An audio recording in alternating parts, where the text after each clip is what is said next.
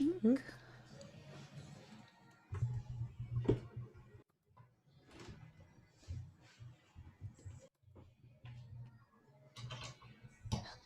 Oh, we have some viewers. Okay. Oh, yeah, we're good. All right. Please don't stop till I'm screaming your name. It's a head spin. This thing again. Whoops. Okay. Hell yeah. Yay. All right. So Woo! that was a head spin. That was a head spin, guys. We're here now. How's the audio, everyone? Is anybody louder than the other one? Sometimes I'm blowing everybody out of the water over here with this thing. Are Hey, you on your channel? Yeah. Sweet. This is New Song Thursday Pump Up Jams. That's not what we're doing, but that's okay. We are here. Hey, everyone in our chat. Can you guys hear Mixi? Can you hear me? Hello. Awesome. Awesome. You can't hear me, Gray. Can't hear me. Merritt. Why? Check. Oh, you know what? Uh-oh, SpaghettiOs. Why did Merritt leave? Why does he do this to me every time? You feel my pain. Hey, Merritt! You left. I think I found out what's going on. Wait, no, because that's that mic. Come here. Heidi, why did they leave us here to figure our lives out? I'm in your same boat right now. Dude. Oh, I want to fix All right, 1 second. Hey, what's up, everybody? Welcome to our hangout sesh. As you all may know, on my side, this is the beautiful Mixi from Stitched Up Heart. We took a little break from the Twitch land to kind of reconvene after COVID life. But we're back. Right. Hold on. Yep. Okay, so you can hear me. Can you guys hear me? They can't hear me at all. Oh, because I'm muted. Oh, because I'm muted. That's why I'm muted. We fixed it. Damn it. That's like the 10th time I've muted myself for like half of the freaking thing. All right, levels, guys. I seriously am never going to get good at the tech shit with Twitch. I'm never going to get good at it. It's just never going to happen. I believe in you. I know there's supposed to be the positive vibes, like you're going to figure it out, but you know what? I can't do this without Merritt. There's no way. I'm in the same boat. Delirious Nomad. What if you push that button? Would it just do what we want it to do? You guys have no idea if anybody's ever streamed here on OBS or Streamlabs and all that stuff. It's just there's a lot of technical stuff that goes into it, and literally it's usually one stupid little thing. Yep. Like a I'm on mute. Let me get this over here. I mean, I'm sure most of my band members would love me to have a mute button. Okay. There we go. I was really far away. Okay. So, okay, we're here. We're here. We already got 25 subs from Delirious Nomad. Oh my goodness. So we're getting the party started. If you guys don't know, we're streaming Crossing the Streams. Yes, we've got my stream from Butcher Babies. Butcher Babies TV over it, and Stitched Up Heart Rock.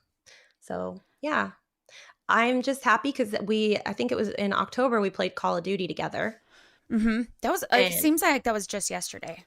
It doesn't feel that long ago. Yeah. It really does. Have you been playing? I have not been playing. Henry has with all the boys. So that's his he gets together with the boys and they all have beers and play Call of Duty. It's such a dude thing. And I fully support it. I'm like, you guys have your fun. I'm going to watch, I'm going to go ahead and watch my Vanderpump Rules. Someone who is Butch Babies? Ed. How do you not know? That's Ed. Funny story about Butcher Babies is before Stitched Up Heart was ever a band, I went to, and we streamed together a long time ago too. I think you were probably the first person I ever had on here. And I kind of told this story, but I went to your very first show. Yeah. at the I Cat Club. remember that. No, yeah. Well, I used to go to your shows and then you used to come to mine, and we've been doing this for over 10 years now, back and forth. We've been trucking through this crazy music scene, getting kicked down, picking back up. Thank you, Jordan, and thank you, Delirious, for subbing over at Butcher Babies TV as well. Jordan Oh, with the 10. thank you. Oh, But yes, I yeah, see you it. and I, dude, we have been through the ringer. You Yeah. know, it's Well, yeah, I mean, and I think we're all still going through the ringer. It's just a constant this at us all the time. But yeah, it's man, especially when we started and it seemed like the party was just kind of getting lit, as the kids say, right, on the strip. And it was fun and we were just wild. We didn't give a shit, right? And then right. all of a sudden we wanted to take it seriously and man, being some of the first chicks in the metal scene in LA, that was pretty interesting. That was when the scene was cool. Like, Yeah. what the fuck happened to LA? Like, I don't know what happened, but I don't know if there's still a scene here. I have I no don't idea. I mean, maybe there was before COVID hit, but I doubt there will be after. I don't know, maybe there will be. Maybe that'll be the thing where the kick in the pants it needs to revitalize the Sunset Strip is coming back with live music finally. I mean, maybe we can all hope, right? I I think hope so. well, because it seems like it was like every 10 years there was some sort of resurgence on the strip. Like the year 2000 was like System of a Down. 2010 it was like All of Us, and 2020 was supposed to be the next year. Right, that was the year we had big plans, right? Oh yeah. I Huge. mean, I can't even think Well, about it anymore. yeah. But So we both did our due diligence, and we've known each other for a very long time, but I never actually like interviewed you. Like, we've never asked those interview kind of questions yeah, before. no. Yeah. We usually just tell each other how proud we are of each other, and pretty much if anybody, nobody, I don't know if you guys know, but we've had moments where Heidi would take me aside and just be just so inspired and proud, and she's like, "I'm just so like, we're doing it. We us girls, we can make it." And like, Yeah. it's just always so fun. And I remember actually, and it was after a show that I sucked on, and you were at that You show. didn't though. I got I so thought much it was shit. so good. I loved it. I guess it's all relative, right? But, Mhm. I got a lot of shit for that show, and, you came up to me afterwards and gave me so much love, and I was just like, "Thank you." Like, it was awesome. Well, So, you know what's like cool about stories like that is that you said you got so much shit for that show, and I thought it was really great. It kind of just goes to show how it's always kind of been for our little girls club. When no one else is supportive of us, we support each other.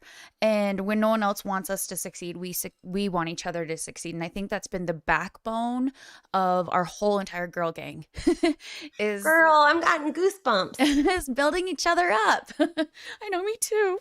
But it's so true though when you think about it, it's like if we hadn't all supported each other and wanted each other to succeed and spoke highly of each other and wanted this to do this with our friends, and even though we're not in the same band, we all want to succeed together. And I think that was really instrumental into like this explosion of chicks on the scene, right? I mean, Mhm. now you throw a rock and there's so many chicks and bands. But it's beautiful though. I love it like that. I mean, I just think like more girls the better, right? I like it. It's like there's, I forgot where somebody told me this thing where it's like, if you take one stick and it's all by itself, you can break it so easily. But if Hmm. you take a bunch of sticks all together and you try to break it, it's really hard to do because Yeah. you're working together, and we all have the same love, the same vision, the same dreams. I think that that's why I'm drawn to the females in music, because it's like we know what we've been through. So, Yeah, um, absolutely. But we'd never have actually like interviewed each other. Um can you tell me the name of the band and whose baby was butchered in the process? So, do you guys actually like do abortions? Yeah, is that a thing? Is that like VIP abortion clinic in the bus? It's that's the number one question we have Thanks, for Ginger. where the name came from. Because when you actually look at it from an outsider's perspective, it doesn't look that great. But an ode to the first female in metal, Wendy O. Williams. She had a single called Butcher Baby. No, we don't butcher babies. In fact, I love babies. My sister's gonna have another one soon. So, Really? yes, I'm an aunt. I've been waiting my whole life. Well, I became an aunt like 3 years ago, and every single one that's born after that, I'm just like, Cool aunt forever, right? yeah, I just am gonna be the one who, gets too drunk on Christmas, and I'm just kidding. Been So there. when when when the most current election was going on, I sent one tweet to our family chat and people still won't talk to each other. Ruined Christmas. So I definitely ruined Christmas. One tweet took down Christmas, or one text. I mean, it was all. It is really crazy. Like, I never talk about politics because I just feel like it's you can't say anything to not piss anyone off. Somebody's gonna get mad about something, so I just kind of avoid Yeah. that conversation and Mm. do that on the DL. Like, Yeah. I mean, it's just my mom's a politician, so I grew up with it, so I don't That's like it. right. I forgot that Yeah. she's also, isn't she a lawyer now or something too? No, she wanted to go to law school, or I think she was going to, but now she has a really good position in Utah, and so she's doing just fine in her political world, and I'm over here like, ah, la, la, la, la, la, la, la. Yeah. It's Back funny. in the day when like music was supposed to be like political anarchy, let's just like change the world. And now if a musician says anything about politics, it's like re. Yeah. I'm just like, okay, I'm very non-confrontational. I'm not gonna start a fight. So Yeah. hilarious. So you and I don't have to go fisticuffs today. No. But yeah, so okay, so let's do this. The butcher babies question was not actually a question, but it I was know. probably the one know. I thought would be that question. Like that you get all It's the just time. the number one question. Yes. Number one. Okay. Okay. You go first. Okay. Okay. So because I just don't know this about you, when you first decided to get into music, I know you play guitar and you're an amazing vocalist. What was your first inspiration? Was it guitar? Was it vocals? Was there a certain artist that really spoke to you the most to pull you into music, and why heavy music? Go. That's a good question. I'll try not to take an hour on that answer. I know it's so hard because we have so many. Right. There's a lot of inspiration. Both you and I share Gwen Stefani as our Someone inspiration. asked if this was her, and yes, it is, guys. That's Gwen. I think subconsciously, I remember I think 15, and I went to a No Doubt concert. My dad took me for my birthday. That's not the moment that I decided, but it was definitely one of those moments. I remembered every move she made and how much energy was on that stage. And, Yes. No Doubt's not really heavy, but back then it was the girl rock of now, kind of. Oh, I mean, even to the point where, the band had a hard time because magazines wanted to put Gwen on the cover. And I remember that was a huge controversy at the time, right? And, that's stuff we've been through. Well, she was one of the, pretty much the only one of the females in that whole pop punk ska kind of scene. I mean, can't really think of any other girls that were in that genre. Yeah. But what was your first poster on your wall? You know what? It was a skater. What skater? I think his name was Bob something. Like Bob Bernhardt I can't remember, and his name was Bob, but I was huge into the skater world. I was heavy metal and skater, but my parents were not cool with me listening to rock or metal. Like, not I had to hide You have it. the Mormon background, right? Yeah. In I can fact, imagine secret baby Heidi just going in and just like, like at I 12, and mom remember. knocks on the door. Yeah, well, I bought or not bought, I borrowed a corn CD and I remember listening to the lyrics and it was everything that I was feeling and I would listen to and I would pick out different lyrics and I'd scribble it on a paper. Nah. And my mom found it and broke it in half in front of my face, but now she loves corn. Um Don't we all? Who doesn't like corn? I I feel like know. that was actually corn, Pantera. I think I had a Metallica poster and a Nirvana poster. Those are my top, my four. When I don't know how I. Oh, I know how the heavy stuff started. My neighbor across the street, her dad had a whole bunch of like, Pantera, Metallica, Marilyn Manson, Nine Inch Nails, all those CDs, and I didn't know what that stuff was. I just was like, "Ooh, that sounds cool. Let me take it back home and burn it onto a cassette." Like, Yeah. Yeah. and you put, or I think it was, I don't know how that works, but and so I would listen to the music. I would steal the music, ironically, and then I would give him his CD back and hope nobody noticed. It's things we do as little punk kids. I mean, that's you got the music somehow. You got it when you needed it, right? I think Um, that there's no way that you and I can live without it, you know? no. In fact, it's been, I mean, not doing live shows has been really trying and really hard. And we only had two shows in 2019 because we were writing. And so it's been 2 years since we've like Yeah. played a show. And so I'm like, actually, we played together at Dime Bash, but that was just, a couple moments of just like, hey, here we are. But yeah, I can't live without it. Um, but how old were you when you first started playing guitar? So I had just gotten into high school and I was dating a junior and he was all into punk Oh, rock and he had a emo core band named Sincerely Yours. oh, that's And they would, such a cute name. it is And cute, I didn't mean right? it in cute because it's emo. Super emo, Sincerely Yours. Sincerely yours. Straight edge, all that stuff. And every time that they would go on their peanut butter and jelly breaks or whatever, I would play all their instruments. And I really liked the guitar, so my dad got me at 15 guitar lessons and a really crappy electric guitar that I still have for my birthday. Oh, cute. I know you, and I actually did some research and watched some interviews, so I already know the answer to this one. But tell us about your singing experience with the family. Oh, so I rock and metal wasn't allowed in my household, but I'll tell you what was pretty much everything else, especially live music. So I grew up. I'm the oldest of six kids, and my dad is the middle of 12. And so every single time that our families would get together, it would be there's always a kit. In fact, in my parents' living room right now, there's a drum kit.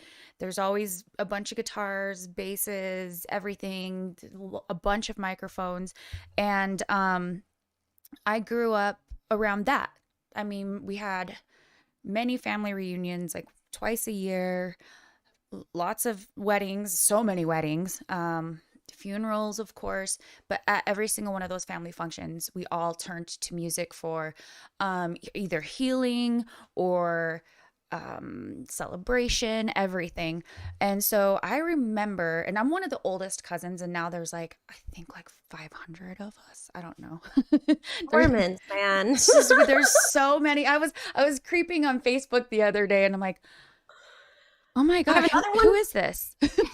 And I'm like, this is my I have no idea who this is. And my aunt has this many more kids. What's going on here? So I could fall down the rabbit hole all the live long day. But we were all the older cousins, we were all girls. And we would all kind of fight over who was gonna sing.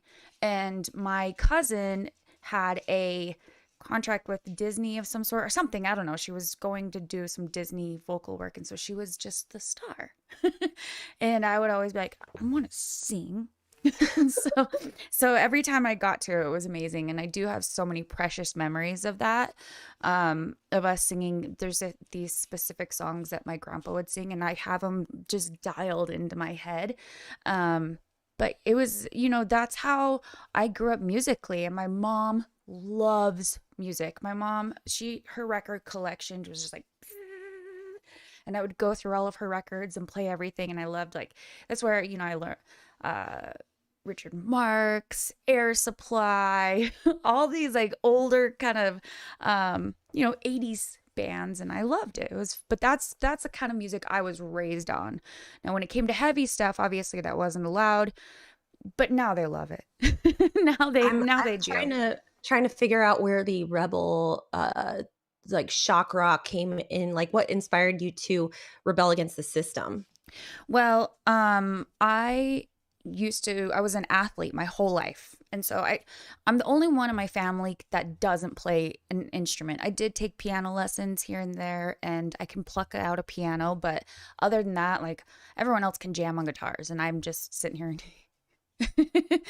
I have the worst, like, these fingers just don't move at the same, they don't do what I need them to do to play any guitar. So um uh I was an athlete, and I spent most of my time running. I did track and field. I was a cheerleader. So I would go running in my neighborhood, and down the street from where I lived was a skate park. And all the boys, all like the rebel kids that, these group of guys had they had a metal band, and one of the kids in that metal band was like my mom's enemy in politics. so so so I'd like go there and hang out, and I think it was just the whole society in general that I was kind of rebelling against. Like, I got, teased if I wore tank tops to school because that's immodest, so I think that was more so like where my rebellion set. And When you plus grow up in a Mormon family in Salt Lake City, that's what you're gonna get. yeah. And but my mom, like, she grew up in Wisconsin. She's just, she's really fun and really cool. She And I can think, hang. I love your yeah, mom. yeah, you exactly, know her, and she loves you too, by the way. And so, like, that's to me that, I think it was probably just innate. So I'd go to the skate park and just, hang out with all the other rebels, and then Jinkos came, and Oh then God, I had so many Jinkos. yeah. I kind of wish they would come back because they were fun. I don't They know were why I like them so much. They're so cozy, right? And my mom would always say, "It looks like you have poop in your butt." Right? It's Yeah, just, my mom gave me so much shit. Doc Martens, Jinkos, huge Nirvana t-shirts. I yeah. actually taped my boobs down. I Ooh. and like, right, ironically. But in like middle school, and you finally start to get your boobs, and then you're like, I don't want to. I thought I was a boy. Like, I always assumed I was a boy. And then I realized that I'm not a boy anymore, and I have to like own up to that. And so yeah, she was like, "Stop wearing so much big clothes. You can't see your body." And then I got into high school and wore clothes that fit. And she's like, "Where were the big Nirvana t-shirts that you were wearing before? You want to put that back on?" You and I have the exact same story there. It's so funny. My mom's like, "You have beautiful curves. Show them." Show them off. Not that much though. Yeah, yeah. Well, I actually never like started growing, actually, like, boobs. I just never, because I was such an, I don't know, maybe it was because I was such an athlete, but they just never grew in, like, never. So So I think it's Decker here in the chat, and he wants to know how high you can jump. Now, like the second, no. I swear, every picture I see of you on stage, you're at least 20 feet in the air, and you're doing this like karate, like, yeah, like kind of thing. It's so funny. A memory came up on my Facebook the other day, and it looked like I was doing a squat. It was just full, like, spread eagle right into the camera. And the caption was, "I got to start jumping differently."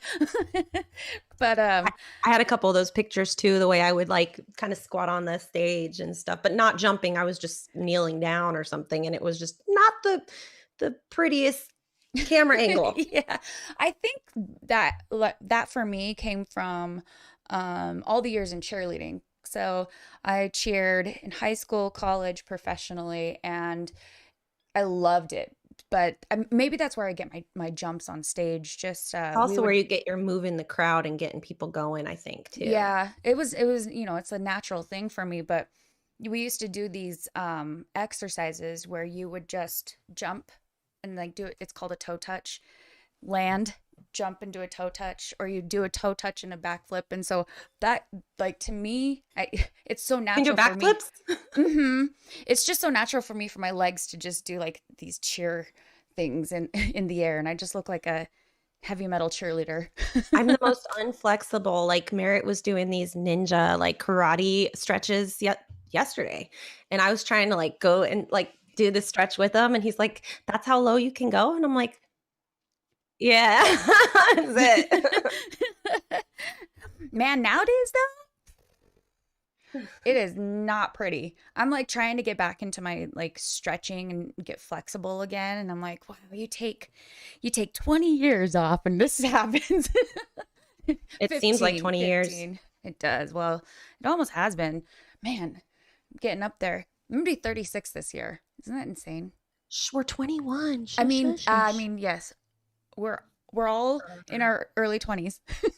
I just got my sweet 16 for the 20,000th time. Yeah, I just had a bunch of them back in the day.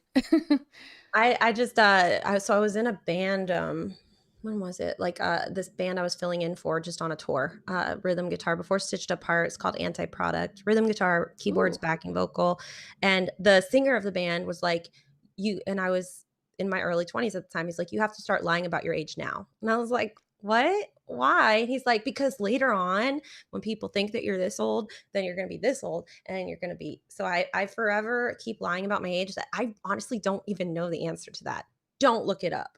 But I don't know the I answer. actually don't know how old you are. I see. I don't even freaking know. It's we've been friends for so long. I What? actually just don't care because, in all honesty, like Carla is 9 years older than me, and Henry's 9 years older than me, but we are all BFFs, like ride or die, and I could be friends with someone in their early 20s and be BFF. It just doesn't matter to me. It's all about like what's up here. Dude, I resonate with like high school kids. I'm like, dude, bro, I feel ya. Yeah, Like, bro. yeah, Oh my bro. God. Bro is the new dude. Yeah. So a lot of 2019, while we were writing and recording, I ran a pot shop.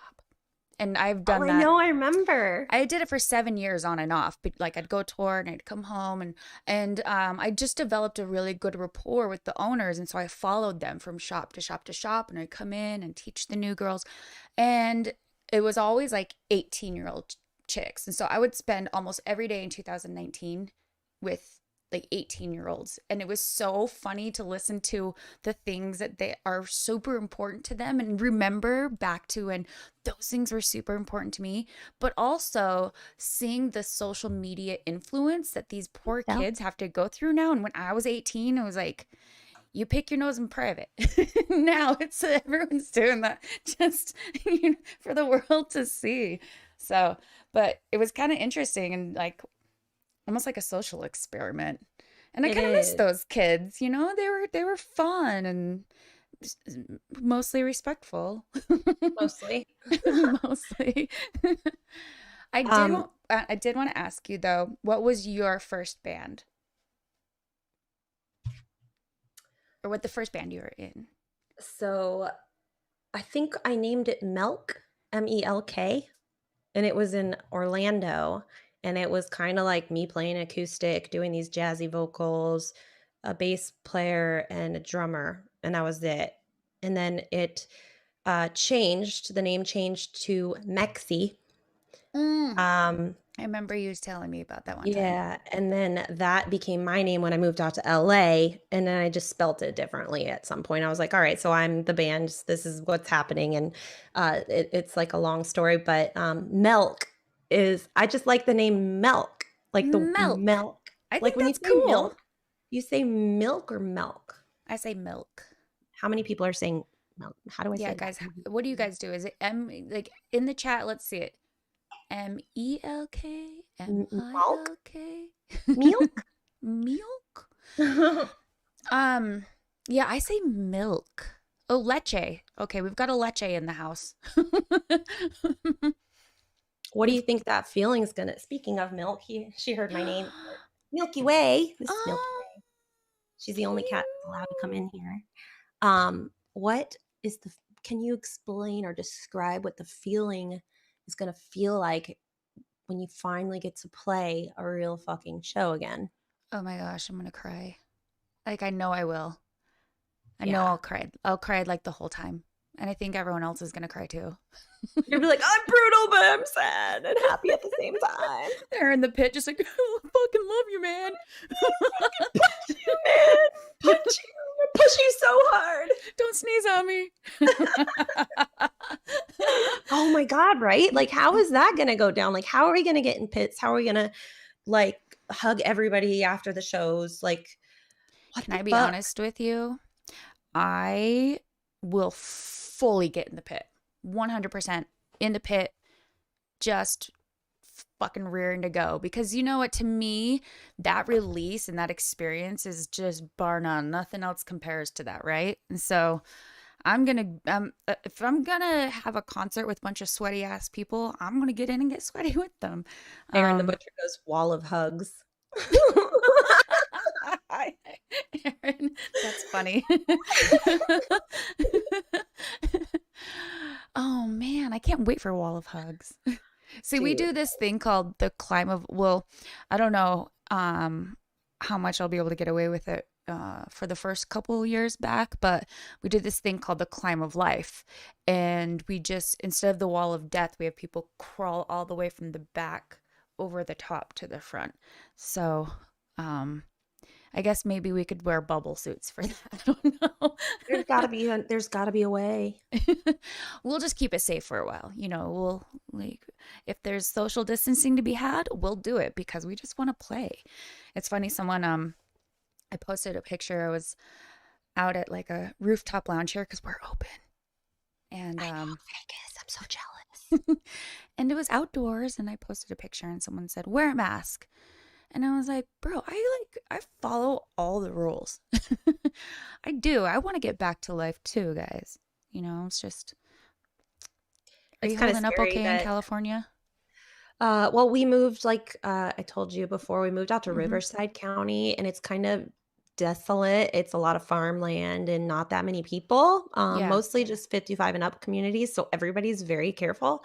And I don't really go anywhere except the studio, which I did get a COVID test for number 7 again, to go work with Mitchell again. Yay! Yeah, so we're finishing up a song we did together.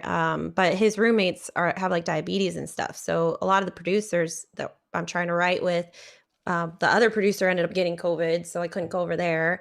And it's like Man. it's scary. I mean, but where we are, I literally just go to the horse ranch and back here and maybe ride my motorcycle. My arm's almost healed. I fell off a freaking horse Yeah, the last hurrah of 2020 broke my arm. it was like, you know what? Since you're down, Let me break your elbow and not be able to straighten your arm again. Look at oh man, so that's as much as you can straighten it? I'm trying. I should probably Oh, see like a specialist, but the hospitals are freaking creepy and I'd mm-hmm. rather not go there and just have a weird arm. Well, yeah, I get it. I get that completely. Well, if you ever need, some uh real life action, Vegas is here for you. It's like this I wanna welcome go club. hang out over there because it feels like everybody moved over there and all the people I know are in Vegas now, and I'm like, "Damn, we bought the house just too soon," but, like, But that's you okay. you It's a guys nice are out investment. there. I Well, know. also a lot of, the people you're working with, they're all LA based. So, That's the biggest reason we didn't go too far, but yeah. we do have, like I think we're only gonna keep it at, like, a 5-year plan because we were gonna Hmm. try to stretch it to 10, but the way that it's looking in Los Angeles, Mitchell's even talking about moving out. Like, nobody Dave Navarro is possibly moving to Portland. When Dave leaves Hollywood, then you know that it's over. Game fucking Like, over. um, That's kind of what it was when like Theo Vaughn, the comedian Theo Vaughn. Oh well, he left and he posted about him like, well, Theo's out of here, then I am too.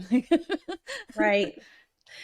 Uh, so metal scene, let's talk about, like, your typical interview questions. What Okay. do you think in the metal scene? what are the pros and the cons of your experience Oh. being a female in a metal band and having?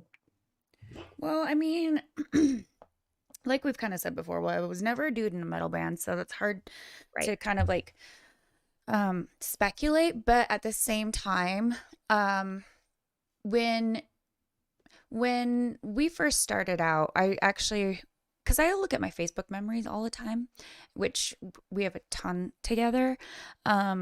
But I remember when we first started out, and I was so excited when this terrible viral video went viral. It's us covering fucking Hostile and Pantera. You know, that was one of our staples that we used to cover. I mean, we did all the time. And we were playing a NAMM show, which was supposed to be this weekend. We played a NAMM show, and Are you going to the Schechter party or yeah, so I've Get got those VIP. They said I could bring whoever I want. Right. So and I remember being so fucking pumped that this went viral, even though it was like at a shitty bar. The PA had just blown. Scum Love played right before us, and like the PA blew, and it was a I think Schechter I was party. at that show. You probably were. I think It was the you guys were wearing dresses with blood on them. yeah. I think I was at that show. Yeah, and we so it was just all really terrible. You know, the stage was like this big, as you know, it was all whatever. But that video caught people's attention, and I was like, "Oh my God, my wildest dreams are coming true." And then real life set in, where instead of my wildest dreams, I'm getting death threats from people in, you know, Kansas or Tennessee because you ruined my favorite band's favorite song, my favorite song by my favorite band. I don't know. You know, don't ever come to Tennessee. Y'all be waiting with the shotgun, just all this kind of stuff. And I get it. We did start out pretty controversial, but it's been 10, 11 years now of that.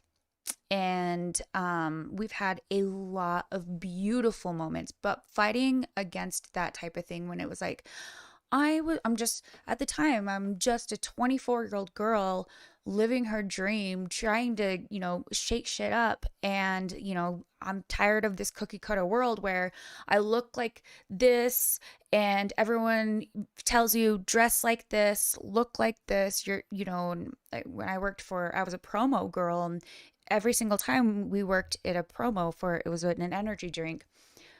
They said you have to spray tan the day before.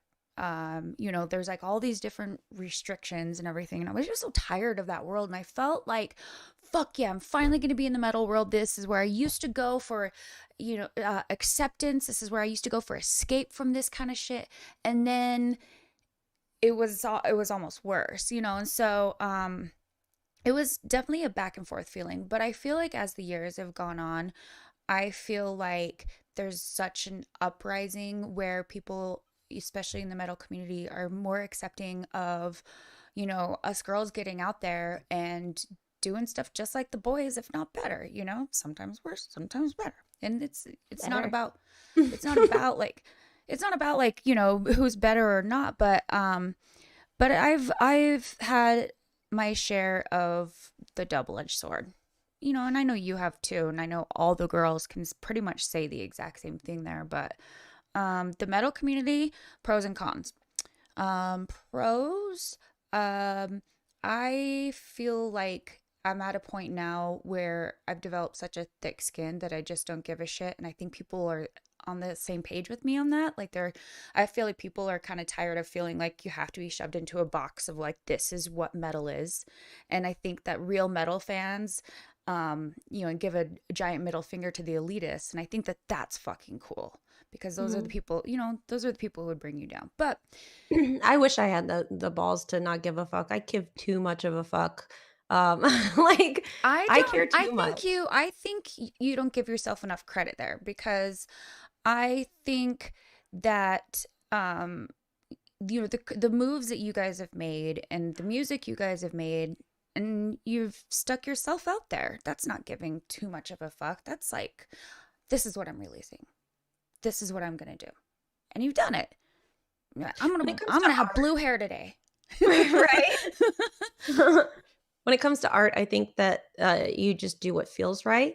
Yeah. And whether or not anybody likes it. But when it comes to like somebody's opinion, I feel like I just like I can't even look at comments and stuff anymore, like in like videos, YouTube videos and stuff, just because I take things so personally. Like if one person that's never heard of us or seen us or anything doesn't like my performance one night, or Yeah. something like that. And it's hit or miss sometimes. Sometimes I'm fucking on it. Those shows that you're just like, bam. Fuck And yeah. then sometimes it's been 6 shows in a row and I'm fucking tired and my voice hurts, Yeah. but people don't understand you've been driving for 12 hours the whole I night, don't want to be so a rock star today.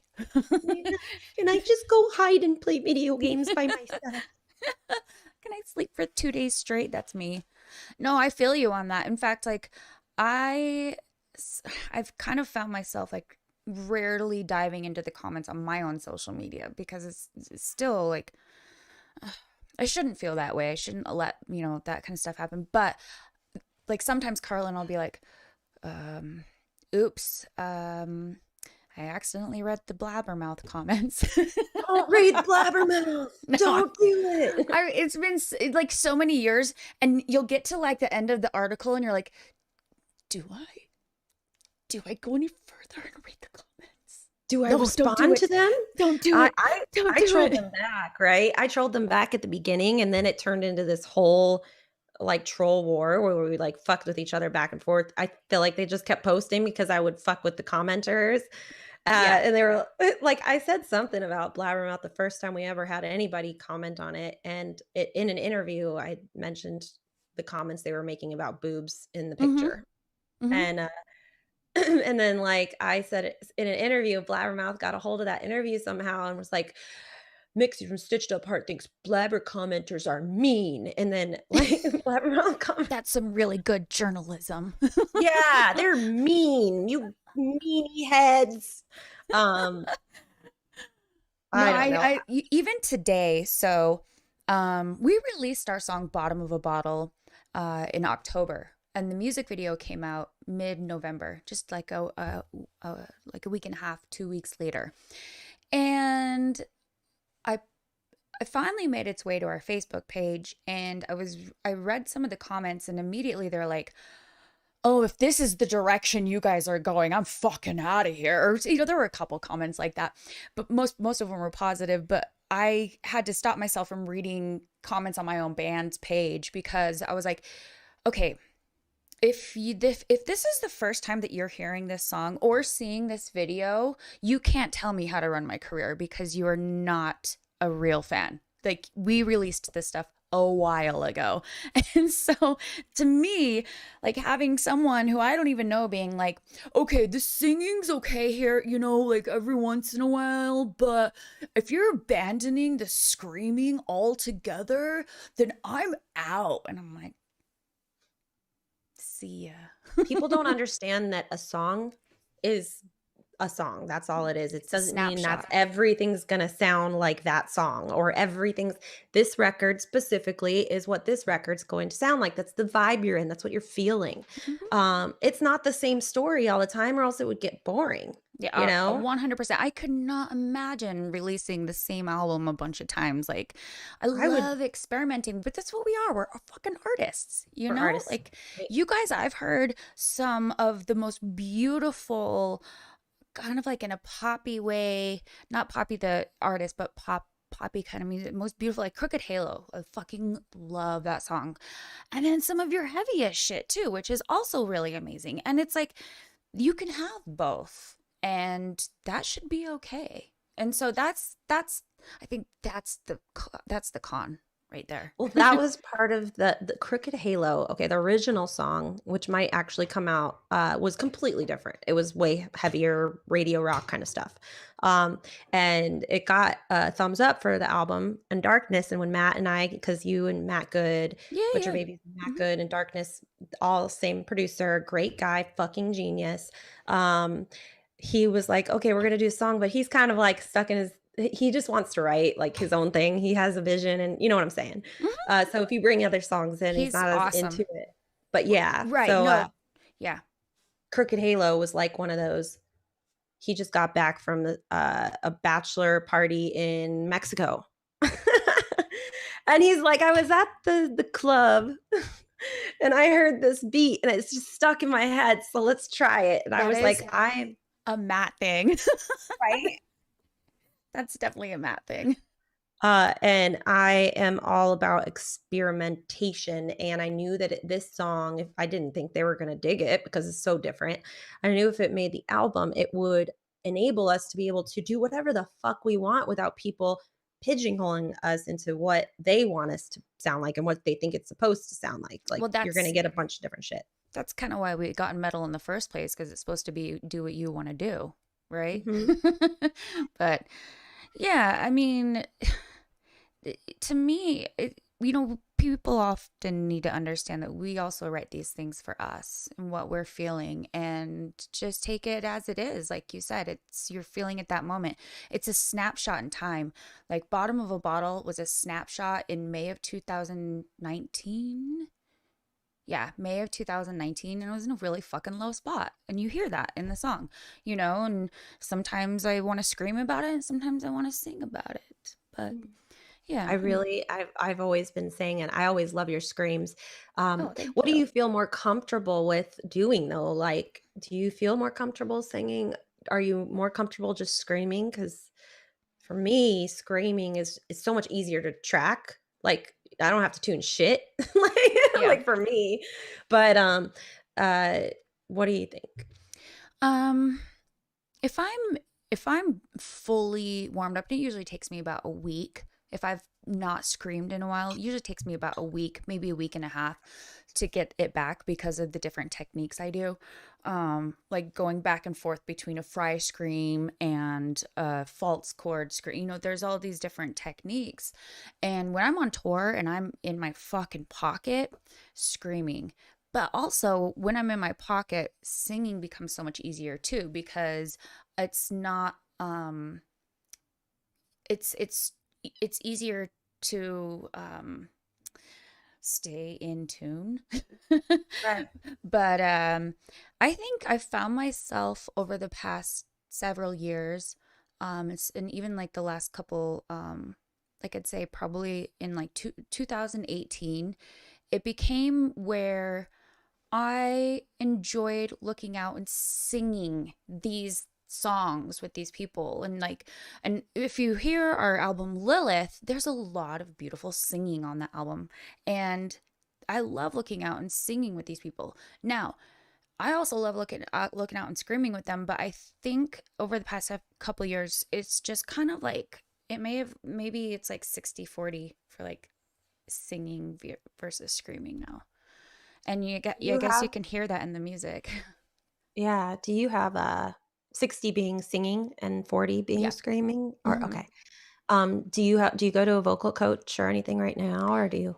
No, actually, I just Google, um, because I've been doing this since I started, just like YouTube tutorials from different people. There's some that I go to all the time, and I'm like, okay, this will get me in my spot.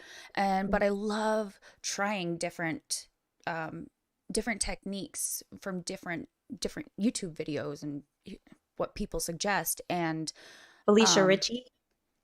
who's that one? Felicia Ritchie. I was wondering if Oh, you knew. is she blonde? Sometimes she's like a dirty blonde, I Yeah. think. Uh-huh. Yeah. Super, super good. She had a band, right?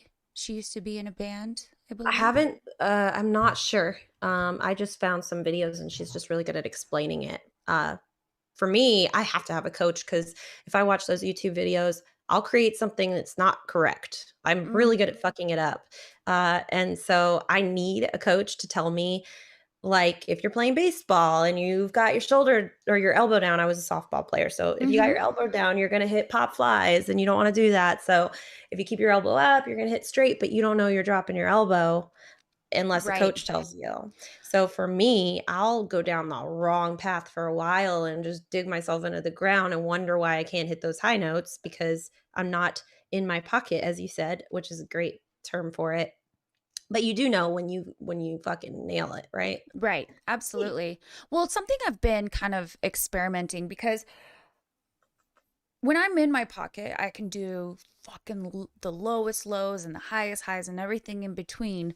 But something I've kind of been experimenting with lately and just doing demos here at the house are different types of screaming because there are so many different types, and it's been fun to just try different things. I did this thing.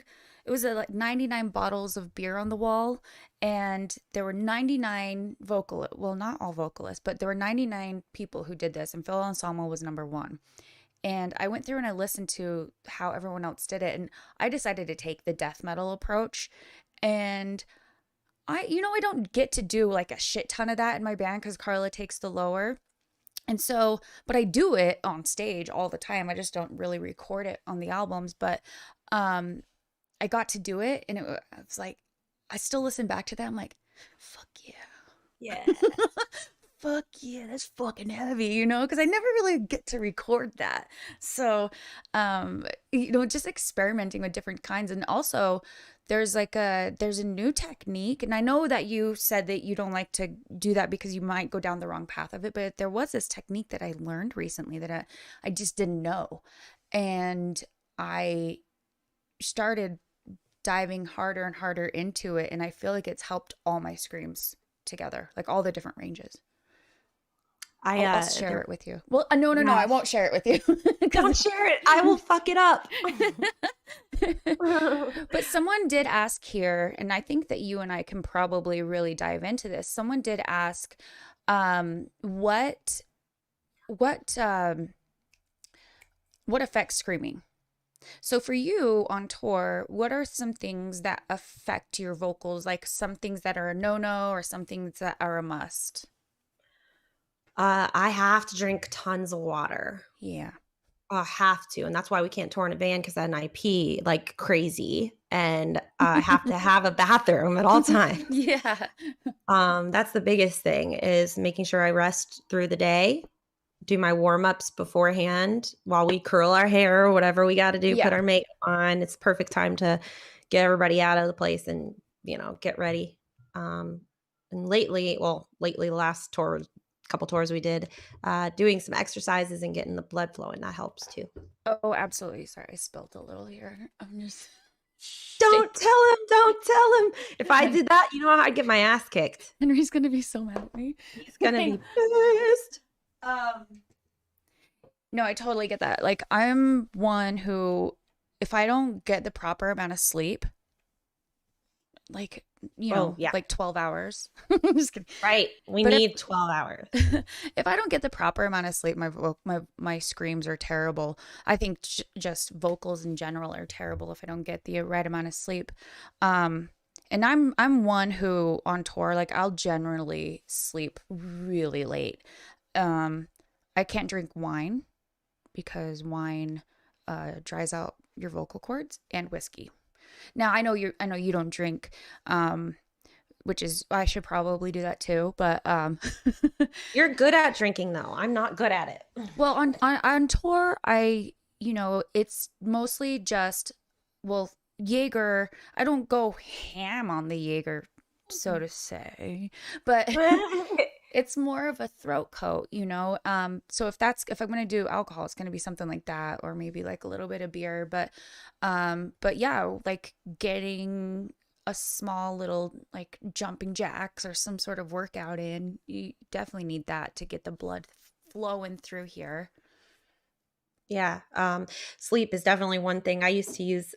Well, I still kind of do. Hey guys, I have to go to bed, or I just don't want to deal with them anymore. I'm like, oh my God, it's 1 a.m. How are we up still? And I literally have to take sleeping pills to make sure I don't wake up, because I will wake up at every single time there's, we hit the little brrr on the side of the road and think we're crashing and we're all going to die. Yeah. So I take like this stuff that Ash actually on the tour that we did, it's like ZQuil diphenhydramine. Oh yeah. I'm still trying to take that, and that's the only thing that will work and make sure I'm knocked out. Like 45 minutes, I'm done. Yeah. Another thing that I've learned, that after a performance, I just take a couple ibuprofen because it helps with the inflammation in the back of your throat.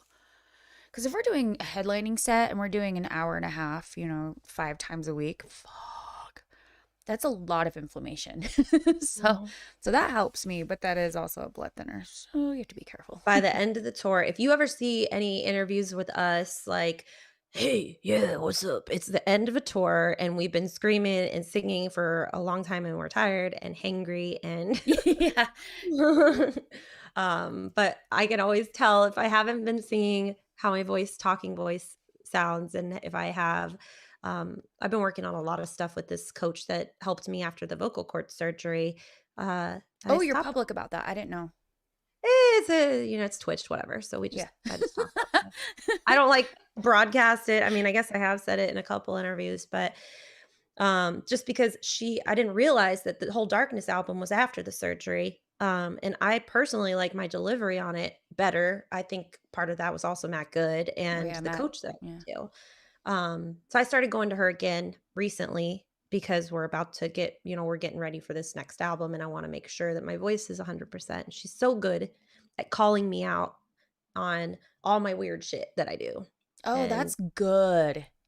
yeah. That's good. It's when someone respected like that says something, you're like, yes. But when it's some, asshole on Facebook. Right. Stop tensing up your neck so much. We're in rock bands. We get tense up there, So funny. There was All my one pictures. mistake that we made, and then we can probably get, we'll get more chit chatting with the homies in the chat here. There was one mistake that we made that completely, I couldn't even believe that we thought this would be a good idea. So we did our VIP prior to the show, which we do, but then we decided, this was in Europe and in winter, and it's just hard to sleep. We did an acoustic set prior to the show and then an hour and a half show nearly every night. By week 2, I had completely lost my voice. It was just, and of course, those are the videos that, Metal Sucks grabs and they're like, but that was a mistake. Oh my goodness, kitty. Yeah, I have learned that, and my coach, because I listened to her, she said, don't sing for more than an hour and a half a day. Like if it's different, if you just playing guitar or an instrument, you can practice for hours and hours. It might get tendonitis or something, but you can just sit there and jam. But you can't sing for 4 hours straight without hurting yourself every single day, And Yeah. so it's such a challenge to find that, because I'm go big or go home, right? I want to like practice. I want to get so good at my craft, but I can't physically let myself do it or else I'll really hurt myself And again. when you're recording, that you have to like take it back and be like, okay, I'm done for the day, which is That was sometimes like annoying because you're like, I'm not going to be able to make this album the best that it can be if I blow my chords out the first week. So That was the greatest thing with Matt, is he was able, the way he manages doing the album, he was able to, we worked on the music. The next day I did the singing, worked on the music. Next day, it was yes. like 3 days for a song or something. And I never once felt fatigued when we were working with him. He's really good at knowing, because he also sings too. So he knows when you're like, you're not feeling it today. I can tell, you know? He actually has vocals on Bottom of a Bottle. Yeah, is it like the full on in your face? Whoa, All right, whoa. okay. He's I in knew there. that there's something that sounds, yeah, and then if you actually like take it and isolate his vocals, he's got this like emo kind of sound to it, right? Like pop punky I kind of thing. like his vocals. Yeah. He's pretty spot on his pitch and everything. Yeah. Well, You can hear he that in was some of pro. ours too, He's a pro. dude, right? And speaking of the screaming stuff, so this, Josh Gilbert, As I Lay Dying, bass player, Yes. Joseph McQueen, so Sparrow Sound. I think you've worked with them before. I've worked with Joseph McQueen at Sparrow Sound, and I saw that you were there working with them, which is awesome. So, I worked with Joseph just on some stuff that hasn't been released, but Is it gonna get released? Because I'm not gonna tell everybody what it is, but do you think maybe. maybe? I Yeah. don't I don't know. It's with it's with a band that I Right. just Yeah. I don't know anymore because there it's there's been two songs, and you know the situation, but there's been two Yeah. songs that were supposed to be and then weren't. So, Yeah. and A one of lot of them, crazy stuff going on. yeah, so one of them still might come out. The other one's definitely not. But I really liked working with Joseph. I thought he was a fantastic producer, and he could guide me through vocals really easily, and I thought that that Yeah. was really cool. Yeah, they helped me. Josh is really good at helping a little with melodies too, just humming something out over the music he thinks would be really cool, and then as soon as I have a melody, it's like and write it all down, right? Mm-hmm. Yeah. But I I did want to this. go work. I would love to work with Josh.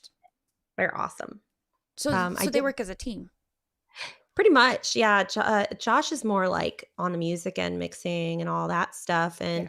um, and Joseph is more of the vocal guy, I think, for tracking and all that stuff. But I did do a low scream on one of the songs we worked on, but it wasn't even a scream. It was more like roar kind of thing, That's how I and warm I was up. like, "Do I sound like a demon?" And he's like, "Yeah, So fuck you yeah." know, there's a way to get to that. The oh, but more. So Pretty. if you start like a full on yell, and then you Mhm. just keep getting to the feeling, you. Mhm. I don't wanna do it right. No, we're not gonna do it right now. This is embarrassing. We'll We do have it. microphones, we're not used to this. We'll do it in person. No, that's kind of like one of the new techniques that I learned, and I'm like, because I've always been so conditioned to this is the technique you do for fry, this is the technique you do for false, Mhm. and then feeling that there's definitely an in-betweener, and it's not that hard, and it doesn't really feel like it's doing much to my vocal cords. I did Oh, oh, Eric there's German's in the Toki. house on your channel. Eric, what's up, buddy? We are here and we are ready to party. And Toki's losing her shit in the background. But yeah, we did. But we'll do this in person. We'll get together and I'll just Have kind a of screaming sesh. yeah. Oh, we all need I that actually anyways. I've never really taken screaming lessons. How did you even know that you could scream? Like, how did that happen? It was like fake it till you make it type of thing. I always just wanted to be a screamer, and so like I didn't. I don't know what she's barking at. Um, I would watch videos. Like I have all the Melissa Cross DVDs and yes, DVDs, guys. And I have it somewhere and around here. I learned a lot with that, and she definitely helped me kind of break out of my shell because I was fry screaming, but I wasn't projecting when I first started. And so you can definitely hear that on Goliath. It wasn't as projected. But as time went on, and as you just practice, you hone your craft. And I think also doing those watching random videos and feeling out like different techniques that work for me, that definitely helped too. But it was more so just, hey, I love this kind of music and I want to be a screamer. And in our old cover band that Carla and I were in prior to Butcher Babies, we did do we covered Metallica, we covered well, Danzig doesn't scream. We covered Black Flag. So I got a lot of like that punk type of yell in there, and then just kind of like evolving it into a fry scream. It was just really trial and error for me. But I did try and stick to the fundamentals. What about you? I think it might have been not disturbed, distillers. Fuck yeah. You remember distillers? And Yes. I would They scream along with her. say this Right. is the city. The Yeah. city of angels. Yeah, I I was love that. singing along to it, I think, and I didn't actually know I could scream. I think when we put the band together, we would jam out at Dave DeSaro's garage, and that's how we know each other actually, because Dave and Heidi were friends, and that's how Dave was our first bass player. That's how we met. But um, and I remember writing the screaming parts for somebody else to do it, and just showing them where it was, like, "This is where Mm-hmm. it's gonna go. Oh, Yeah. wait, I can do it. Oh, Yeah. I guess I should scream. Like Nobody else is doing it. I'll just" give it a whirl. I didn't plan to, but yeah, that's kind of how it worked. And now, like, if we have to do screaming track, it's the easiest thing to do. It's just like it's just a lot more fun. But Well, um, I watched your guys' live stream and I was like, damn, her screams are fucking on point today. I was just like I loved it. I love, it's like, because we both kind of started in the same thing and kind of grew into it and evolved, and it's kind that's of also the cool. sound guy. Yeah, but it's He's cool awesome. because as time goes on, you definitely develop a little bit more in your voice. And oh, I was gonna say, since you brought up Dave, I was looking through my Facebook memories yesterday, and we were in Vegas together for the Mac. We played the Maxim party Was that together. yesterday? How Was it long? yesterday or 10 something 10 years ago? Was it 10 years? 2011? 2000. It was The something. rooftop. Yeah, it was at the rooftop in at the Rio, and that was us. And Oh my gosh. Is there a picture of it? no, it's a picture of like the band on an airplane and just saying like, "Hey, if anyone has any ladies that want to come and go to the show." Do you remember how like that? Oh, and here Schechter parties. It was yesterday. Are you looking at friendships?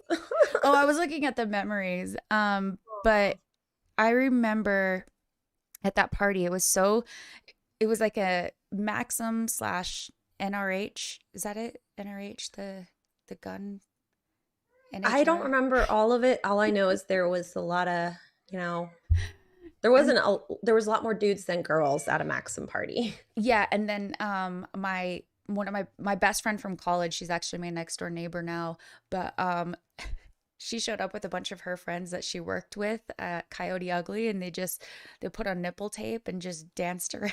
It was just so just looking back at that, like how the cool things that we did. And then, we came back and then it was Dirty's 30 right after that. And Yeah. we played with you guys at Dirty's 30. And then What was that venue? Didn't they film? I think they, yeah, it was a 118. It that's was in right. Simi Valley.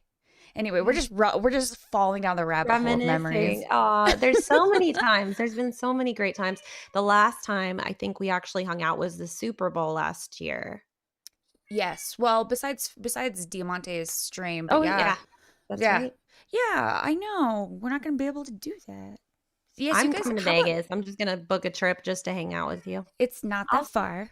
It's I super also want to close. meet what's her name? Scissor Hands. Yes, Lena. She Oh my looks so goodness. adorable. I have to meet her. She's so much fun. So if anyone in the chat doesn't know who we're talking about Lena from Infected Rain. She is my neighbor, and we just have like we'll have girls' nights every once in a while and just like go and be silly. And it's so fun because like I said, at the beginning of this, like we all created this girls club, right? And we're all here for each other, and she's one of those. She's one of the she's one of the homies in the girls club. We need to make a girls club only t-shirt so that only the girls club has them. That's actually a good idea. I'll make a design. That Yeah. sounds fun. Just throw in some horns in there. Right, little girls club evil. Yeah. Okay, so I wanted to see, or should we take questions from the chat or should we play a game? Cat butt. The cat is just running around all over the place. I think it's adorable. Keep it coming. He's just like, if Merritt only knew. Yeah, questions from the chat. Let's do that. Well, I'm Henry went to scared. the gym and Toki was downstairs and she can't use the stairs anymore. So she's downstairs losing her shit. So there's probably someone that broke into my house. I'm just assuming. And little Toki is just going and She's taking him, just down there like fighting him off. play. Yeah, she's the fun police. There's apparently a feral cat community in this neighborhood, and Merritt last night got up in the middle of the night, freaked me out because he got up and took like a weapon Oh, and went downstairs, and I was like, what the fuck is happening? Like, he looked at like the securities. We have a security thing too, and the alarm didn't go off. And then he turned the security off. Apparently, some cats were fucking out back, and like he wanted to get them to shut up. so Yes, it's like I bought wind chimes to try to block out the noise of the cats. Oh They're not my no. cats. They're just neighborhood They're cats. just randos. Oh That's how I knew man. this was the neighborhood for me. No, seriously though, there was like when we moved in, there was kittens underneath the deck in the back. Like and then the other day I saw this black cat just hanging out and I was like, "Oh, look." And then I noticed there was this orange cat with him. And then he just started eating out the orange cat and like like started doing it. And I was like, "What are you this is go to get a room. I don't want to see That's the this." exact response. Get a room. I just get a broom. Shoo, shoo, shoo, shoo. Gross. But no, Good. Merritt has all these weapons. He's like third degree black belt in American Taekwondo and I karate. remember it. Yeah.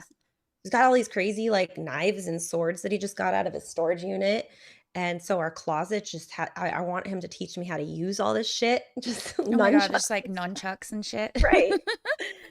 I'm That's like, okay, I want to amazing. learn those swords. Those swords look pretty cool. Well, I am gonna buy my first gun, I think. Dude, I want Yeah. to, I think his mom's bringing a couple guns here legally, guys, legally. Yeah, We're gonna get, legally, not like I'm not gonna go to the black market or dark web here, okay? I almost bought a shotgun in Arizona when we were there because it was so sexy. It was like $300. It was one of those, uh, yeah, just because, I mean, right now, Yeah, you I feel like everybody needs a gun.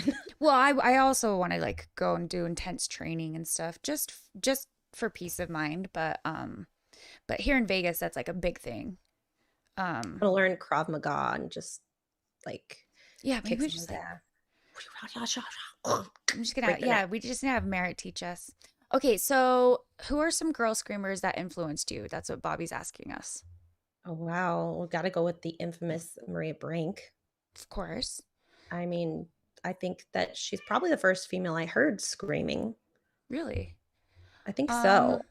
Um for me it was probably Kitty. And Oh, Distillers, obviously. yeah. That was more like a pissed off yell. Yeah, but still, but Kitty or of course Angela Gossow, I think that's how you say her name. Um, but there weren't very many around when we started. Like not very many that we knew Yeah. of. I only knew in this moment after, well, you guys, obviously, because I wanted to be in your band. But this is a true story, y'all. I asked to be in their band. I was really drunk, loved their fucking show. I was like, you need a keyboard player. Just And get keyboard. I'll play keys. I'm like, hey, just create a band. Let's do this together. Right. Although it would have been fun to have like 3 chicks in the band.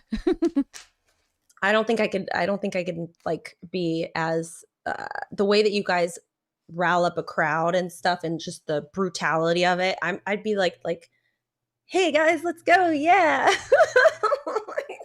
I'd be the emo kid in the back, like reading a book, crying. No, you do a great job. Are you kidding? That's the nerd of the band. What's the I'm all, oh, Scooby-Doo? her. Like, remember Scooby-Doo? There's like, what is it, Irma or Therma or something? Yes, That's me. Daphne. You guys are like the cool kids, and I'm like, hey, wait up, I know stuff. Someone turned Butcher Babies into the Scooby-Doo characters one time with nipple tape, and it was super disturbing. I'm like, oh no. But I mean, it I'm makes sense now gonna that Toki's find there. that, and I'm gonna turn Irma into me, and just like Yeah, put a definitely. keyboard in front of her. Oh, let's see. Velma. Thelma, that's right. Velma. Velma. Wait, no. Thelma's Thelma and Louise. That one's good. Wait, is it Velma? Velma. I don't know. Somebody You else guys, said I'm so Velma. behind on my cartoons. What? All right. Okay, let's see. Let's I told you I wasn't going to get to half of these questions. I knew we would just oh my God, bounce go off ahead. each Go ahead. other. All right. What kind of role model do you try to be? Oh, this is a good one. So, obviously I try to be a good role model. In fact, I've gone back to this so many times in our conversation tonight, how I look at my Facebook memories almost every day. And sometimes I'm appalled at the things that I would say. As like a 22 to probably even like 27-year-old female, I would say some ratchet shit. And I might still, but not as bad. I think that was really popular in the 2010s, the early 2010s, to be as shocking as possible. It was like, think about it, MySpace was around and everyone outdoing each other with the MySpace hair and the makeup and all that kind of stuff. And Jeffree Star's out there trying to be super shocking. And I think, and he's the one who kind of mentioned that in an interview I saw with him. I'm like, that's so true, because I was the same way. And I would say just dumb stuff trying to get a rise out of people, I think. And also me being like the rebellion against my Mormon like the culture I grew up in. And when I realized that over time we were starting to have an impact on a different generation, whether it's like older, younger, but mostly younger, I started living my life in a more positive way. I started dressing differently. I started speaking differently, and I lived my life in a different manner. And I think that being thrust into that like type of, I guess, role model, was really a positive thing for myself. And so I try to live like that for other people. When I get on here and I talk with you, or I get on and I do a morning show, or I get on and I do any of this kind of stuff, you read an article that's real, not these like clickbait bullshits. Like, that's me. You don't hear me like, hi, my life is perfect. Like, that's not a conducive way to live. And so I think that that's something I try to really show, is that it's okay to be yourself. If you are quirky, you're quirky. If you're not, you're not. If you're silly, you're silly. Like, it's okay to make a dumb blonde moment, or have a dumb blonde moment, which I have all the fucking time. But I think that that's kind of the role model I try to be. Now we have dumb blue and neon moments. I know, I love it. It's so fun. I love your hair blue. It's so pretty on you. It's so I like it a little lighter. Every time I try to touch it up, it goes diamante blue. It's a little darker. So there's like a pastel kind of blue that I really like, but this dye sticks pretty well for the most part. I have to let this cat out. She's yelling at me. Hold on. Okay. Go out. Go on. All right, now that she's gone, guys. I'm just kidding. Ooh, females in a band. Yes. Lords of Ass. Yes. Courtney Love. Yes. I see that. Oh yeah, Courtney Love. Yeah, Courtney Love. That actually, she was a big influence. Not the way that she lived her life, but more so like, the music. I love Celebrity Skin. That's as much of an influence as it was. Yeah, Miley Cyrus's whole cover. She did on Howard Stern. I haven't heard it. You should check it out. She killed it. I'm sure she did. She's super talented. I did this whole Instagram message to Miley Cyrus. I was like, maybe she'll read my Instagram message, her and Halsey. I'm like, maybe I'll get their attention somehow. I doubt they even look at their Instagram, but I figured, why not?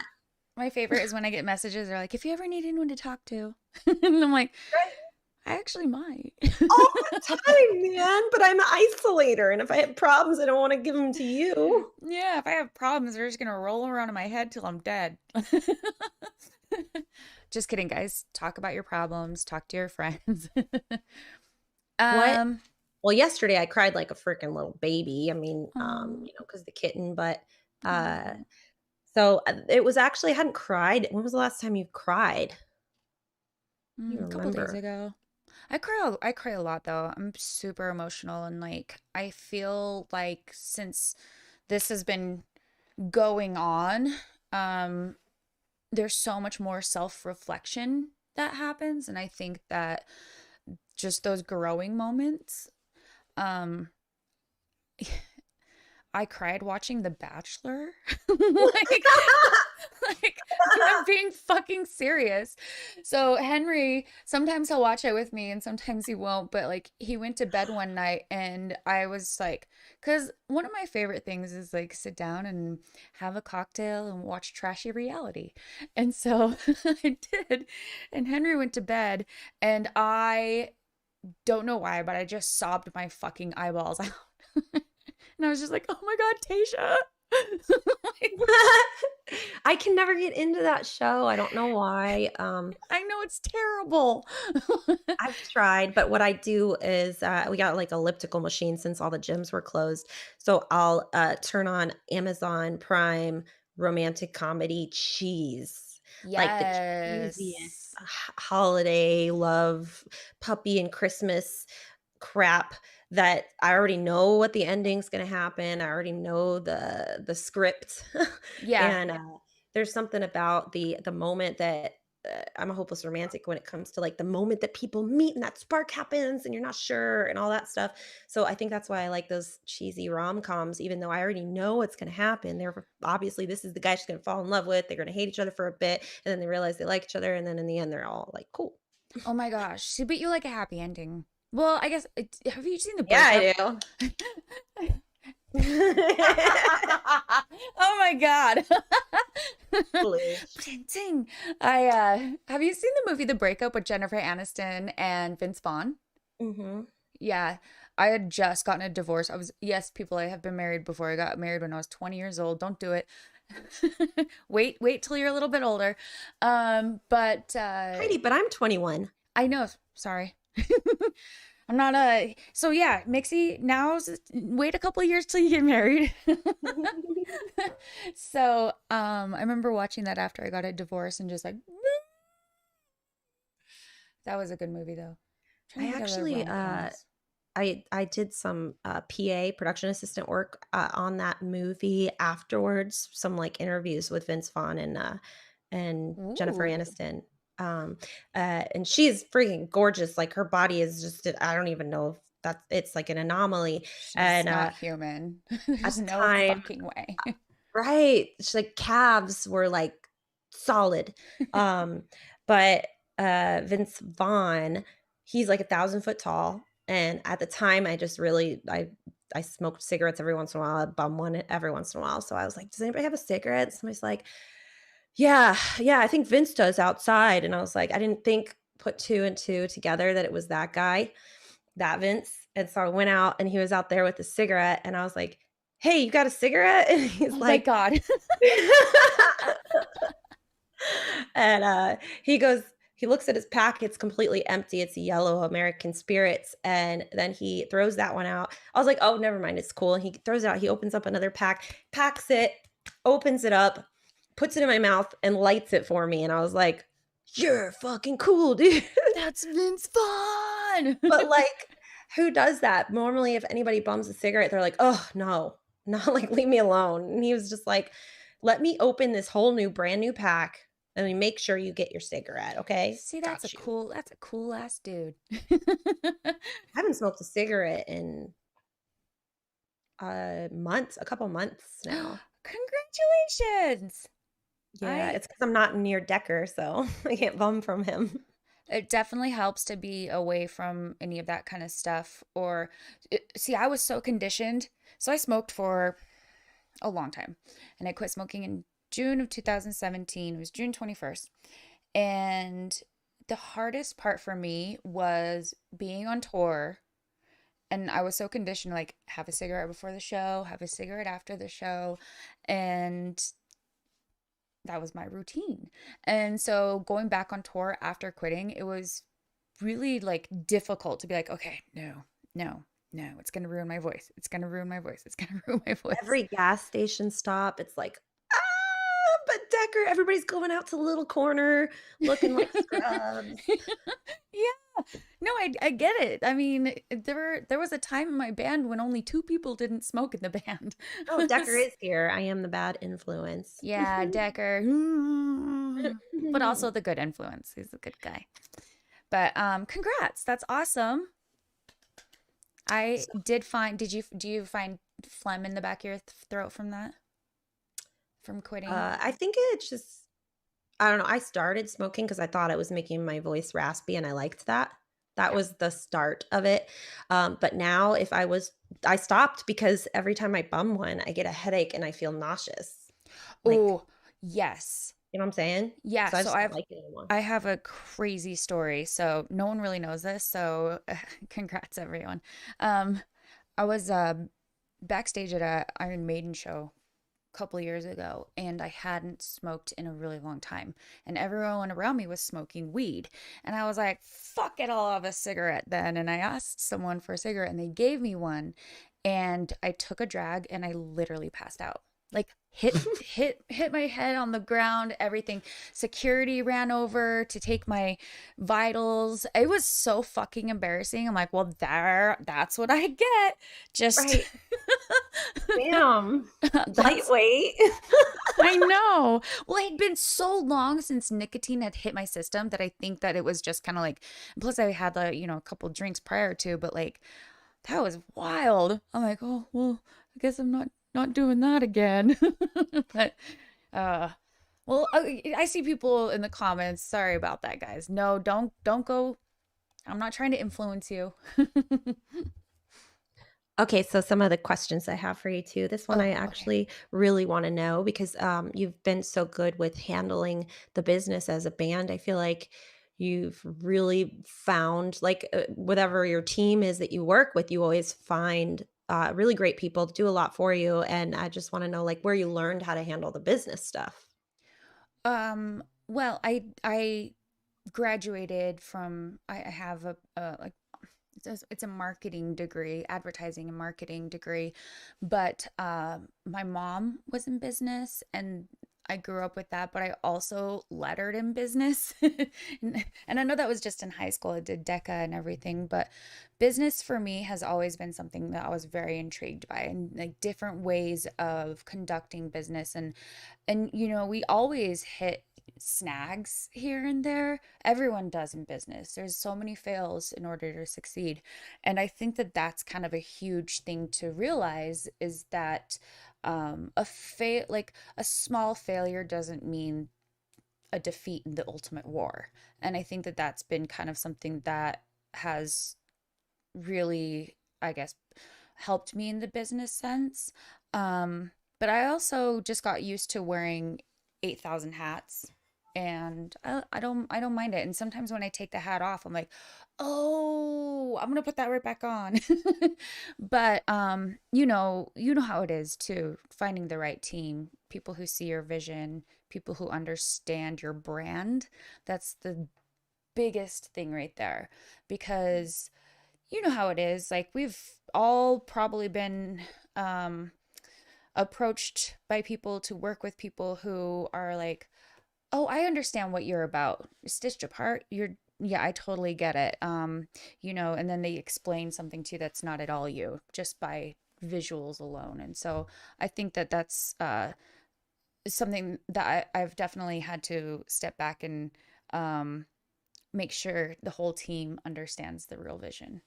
But you also are as well. I mean, you've been carrying the Stitched Apart name for a long time, and really evolved it into a real flaming business, and flaming in a good way, guys. Like, it's on fire, okay?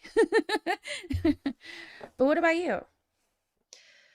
I do want to. I'm hoping that school is free soon so that I can learn some more stuff when it comes to, like, the business and marketing and all that stuff. It's really just been trial and error. I fucked up a lot in the beginning, like, Yeah. how many damn band members did I go through in the first year? Um, Not as many as other people. There's so many other, I mean, think about it, that's there's a totally normal. list. Decker was saying he's gonna start interviewing old Stitched Apart band members. Oh my goodness. Remember Mikey? Yes, I do. I forgot about him. Yep, he was the first guitar player and a fucking great guitar player. He is Um, great. he says he never actually quit the band, he just never responded to my calls. Just he just ghosted my ass, like, before ghosting was a word. That's Um, that's definitely a quit. right, like, I didn't never quit, I never left. Wait, then what? Is he still a member? I don't know. Is he That was like honorary? 2010, dude. But yeah, so he was just gonna do it. I think it's funny. I mean, most of the old band members I am still cool with. I mean, there's a handful that I don't talk to anymore, but I don't have any hard feelings. I feel like holding any sort of grudges is sick. It makes you sick on the inside, and it's not positive for anyone. So Well, that's a people huge business rule right there. to what? To not To hold not hold any grudges and, like, just water under the bridge and with a level head. So level that, head me, not so much. I guess, like, I just throw paint and hope that it sticks in the way that when you go with your gut, kinda, uh-huh. um, and it hasn't always sticked, but, and shit happens like this last year, like, we released an album the day that the apocalypse started, so it was, like, great timing, y'all, but, It so happens, but you know what? It was a great album and people needed that at the time.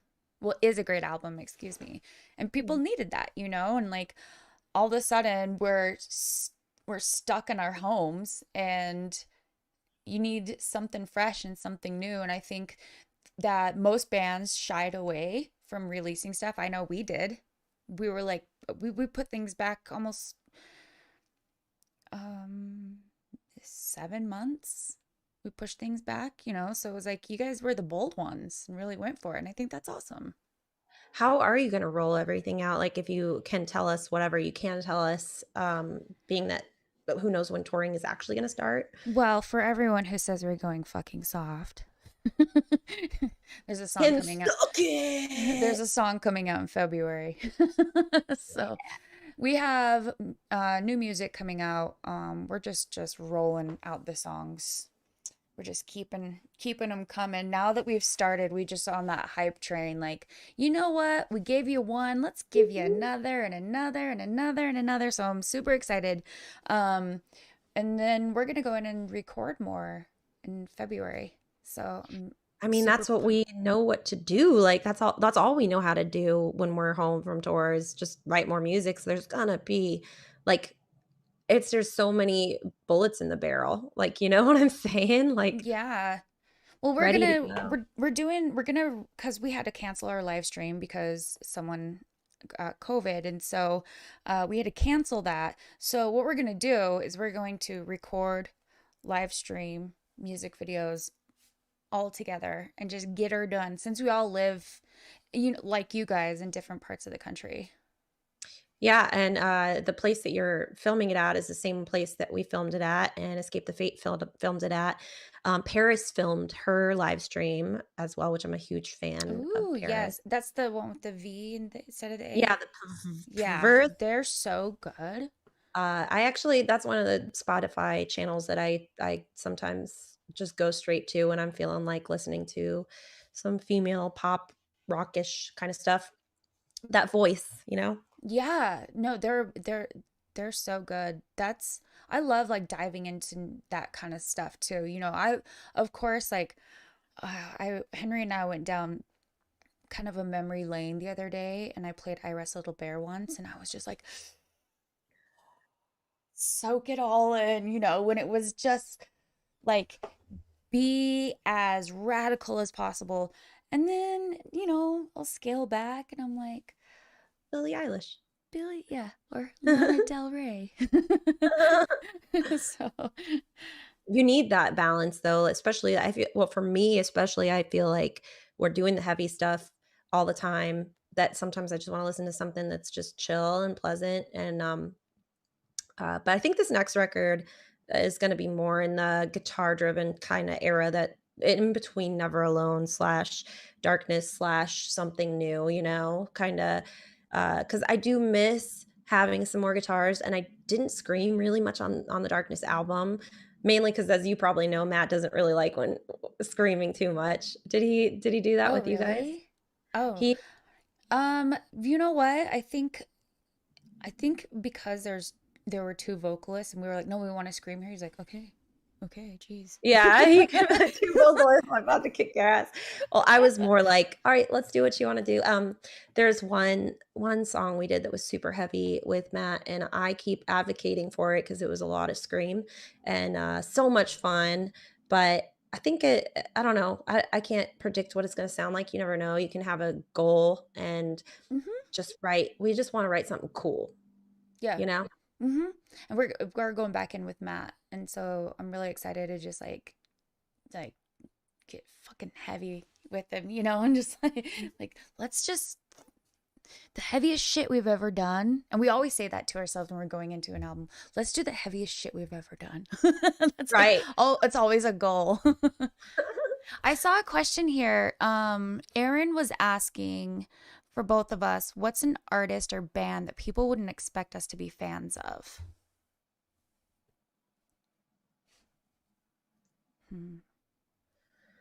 Well, we kind of talked about Billie Eilish, and I don't think you would think that we listened to her. Oh, Bob Marley was a huge inspiration in the beginning. I had my first car was a little Honda Civic hatchback, and I was smoking a lot of weed back then, and I had I had like a black light in this little Honda, and I had a Bob Marley poster on the top, and I Oh, just like sick.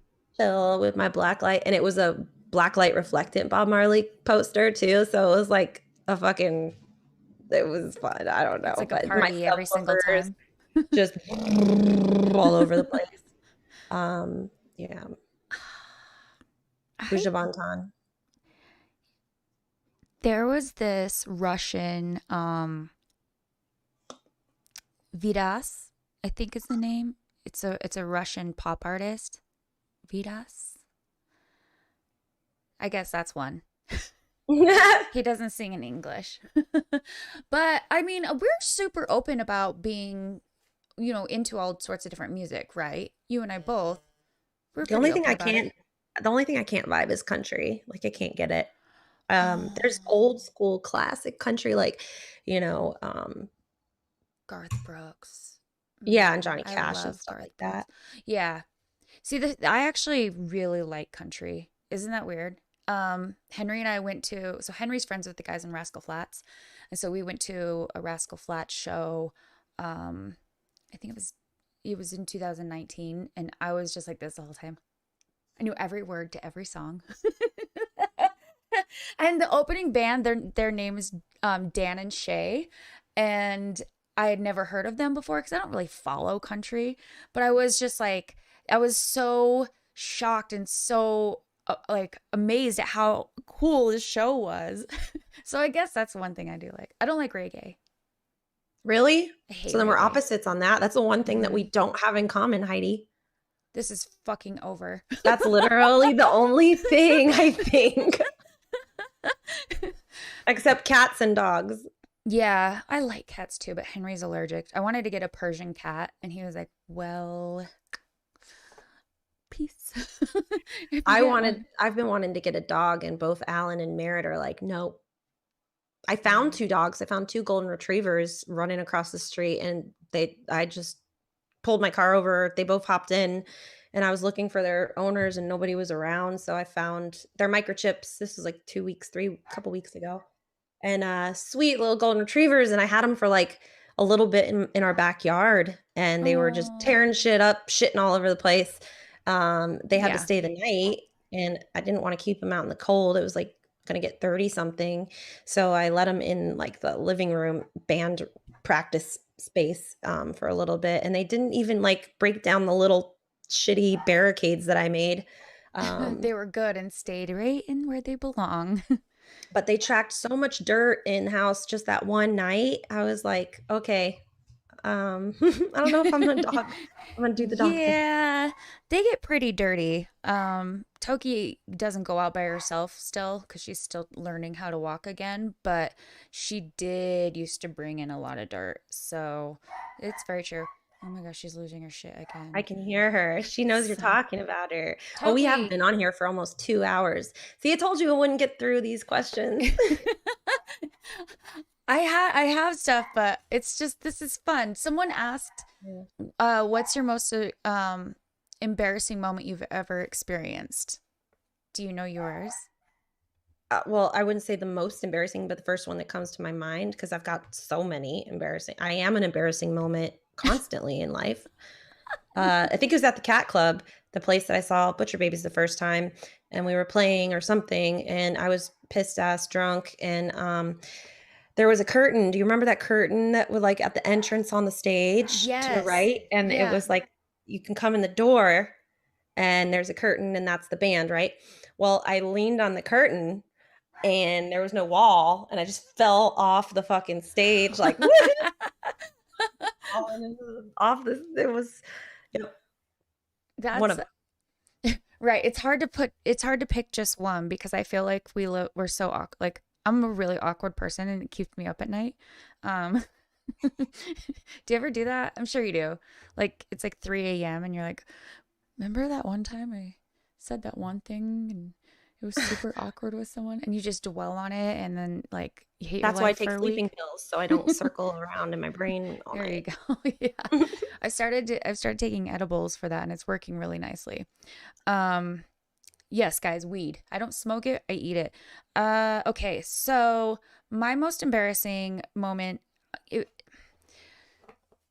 it was at a show and a journalist right before the show asked us the same thing like what's your most embarrassing thing on stage and I couldn't think of anything. I was just like, I don't know. I mean, I don't really get embarrassed till later. you know? Um well, that night that journalist got to see my most embarrassing moment ever. I bought these new pants from Fashion Nova and I'm going to call them out cuz they're so cheaply made.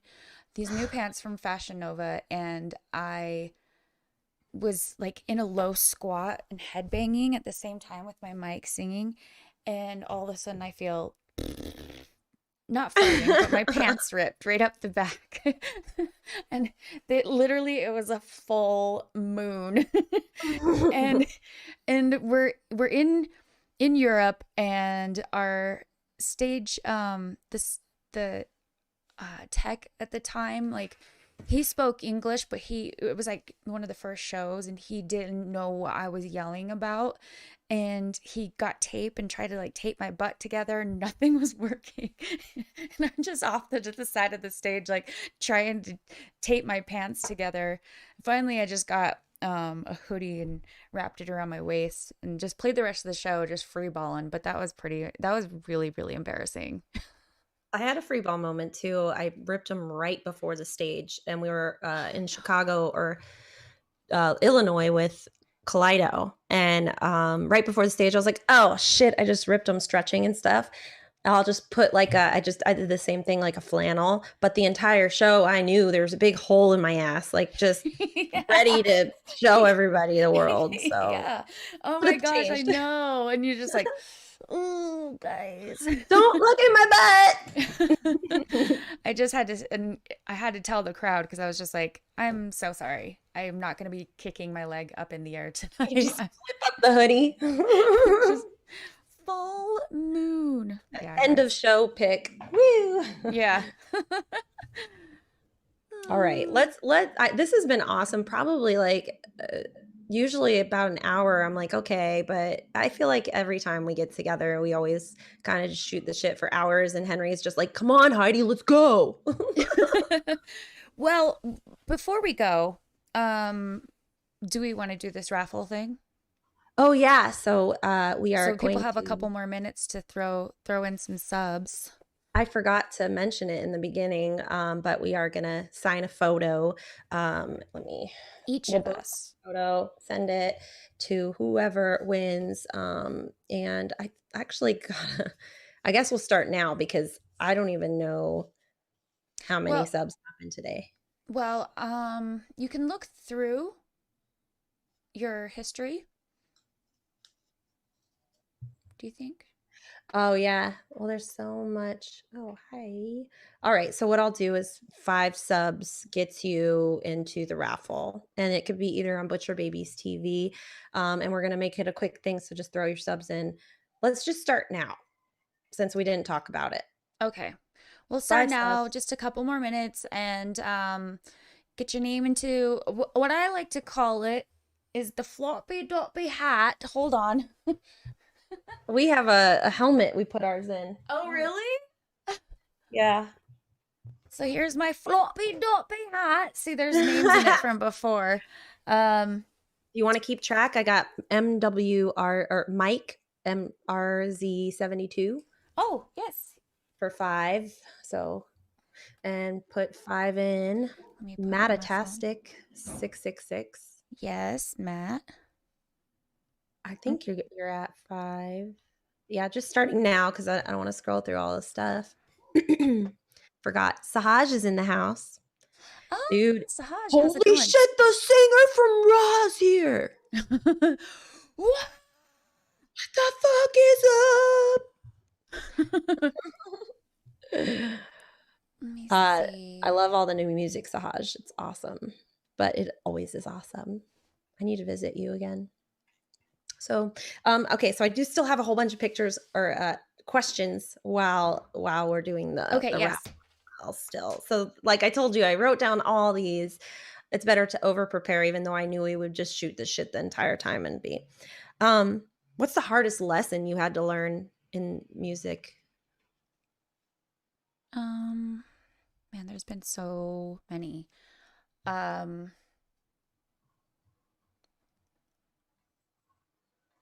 Well, I think just respect in a way, for other people in their space. Because when you're touring, everybody, you're just up each other's butt all the time. And to me, I'm the kind of person who I'm like, I love company. I want people around. I love it. But sometimes there's people who want to be left alone for a little bit and they need their alone time and they need their space. And I think that was probably the hardest thing because um, if you don't talk about those kind of things, it can create animosity if you don't know that somebody just wants a little bit of like their own space. So I think that was mine. Yeah, I guess I have a very similar thing as well. Just communication, right? You need to Mm-hmm. like people can. I think that's a big reason that I fucked up so bad in the beginning with the members is we didn't talk about stuff. We didn't say what was bothering us. And I was probably too drunk to remember if they did, but at the time back then. But communication, I think, and knowing when somebody's like sensing somebody's energy, I guess, when they're Yeah. feeling that way. Um, but yeah, I think that probably drinking for so long in this band, I mean, I'm just not good at it. And I think it definitely hurt some relationships that I had. It made the band take longer than it would have, I think, if I had just stopped before. Do you remember that New York City night that I don't remember that you guys were on tour with Danzig Yeah. and we came out? And I think, didn't I hit Chris Warner at some point? I think I I slapped don't him know. across the face. He probably deserved it, but You probably did. They all deserve it every once in a while. but yeah, I mean, there is just like I think I just made a lot of really bad mistakes especially in the beginning, and it took a lot of realizing and seeing myself for who I was when I drank and uh having to come to terms with that. Oh, Jordan Hartel with 5 subs over here. See, for some reason my activity isn't popping up, so I will also. I So can if see you see yours. your 5, tell me them, and I will go back and I do see it. Bad Wolf on yours. Bad Who? Wolf 43. Because I have yours up on the iPad over here too. Oh, okay. So Jordan Hartel, Bad Wolf. But yeah, I think that's probably my biggest regret is just like, partying like a rock star for too long. And I think it killed a couple years, you know? But you learned, which is great. I mean, and it's not over yet. It kind of seems like, um, we're still doing this. We're still climbing, you Like know. slowly, wherever that climb is even going to, all I know. Hey, the I, little engine that could. I think I can. Yes, exactly.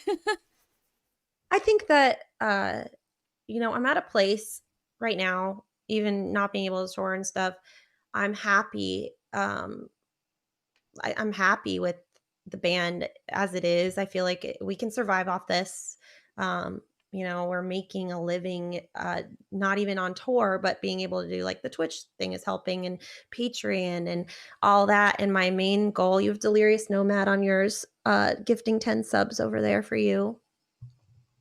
So they get But two yeah, entries. two entries. But I'm pretty happy, even though we can't do much right now, just with the career and going and, fighting through all those hard times and keep going. Every time I think about like, if I would have stopped when I thought like that when I was done, like years and years ago, over and over again, there was a few times that I was like, man, I don't know if I could stomach this.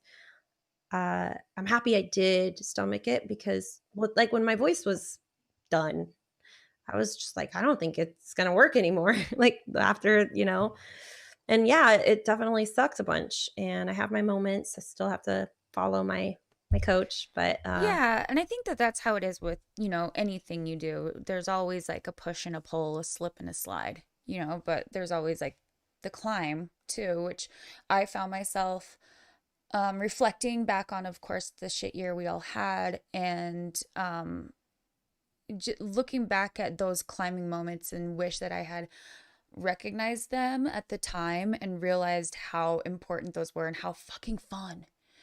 So I mean, like never taking that for granted, but I had to actually go get my voice checked. I think I talked to you about this at one point. I had to go get my vocal cords checked one time too, because I was like, I think mine are done. Like I couldn't scream, I couldn't sing. It was just crazy.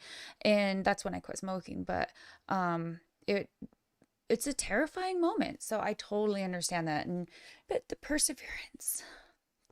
yeah. And then if you hadn't kept going, there's so many things you would have missed, and there's so many experiences. Like the Hailstorm tour came after that. In this moment, Hailstorm and New Year's Day, like holy shit, like literally chills the entire tour, Oh, and I bet.